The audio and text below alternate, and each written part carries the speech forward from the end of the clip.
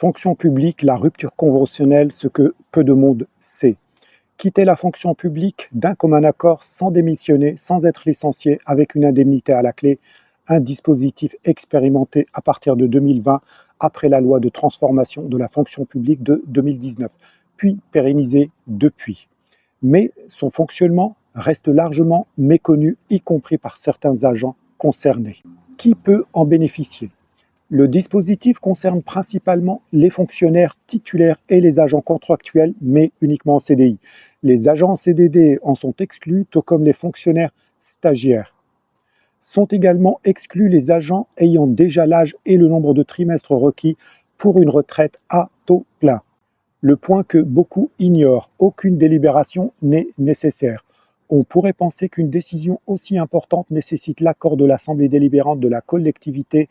C'est faux, l'exécutif local, maire ou président selon la collectivité, est seul compétent pour prendre cette décision individuelle, exactement comme il l'est pour un licenciement. L'Assemblée délibérante ne peut pas s'immiscer dans cette compétence propre à l'exécutif. Son seul rôle est budgétaire. Si les crédits nécessaires ne sont pas déjà inscrits, elle devra voter une décision modificative pour l'y intégrer. Ce n'est pas une approbation de la rupture, c'est une simple ouverture de crédit.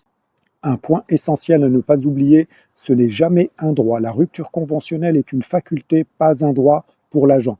L'employeur public peut tout à fait refuser d'engager ou de conclure la procédure sans avoir à justifier ce refus autrement que par l'intérêt du service. Le déroulement de la procédure, un ou plusieurs entretiens entre l'agent et son employeur, un accord sur les conditions de la rupture, la signature d'une convention au plus tôt 15 jours francs après le dernier entretien. Chaque partie dispose ensuite de 15 jours francs pour se rétracter. Le montant de l'indemnité, un plancher, pas une garantie de plus. Un montant minimal est fixé par décret en dessous duquel l'agent ne peut jamais descendre. Il se calcule par tranche d'ancienneté.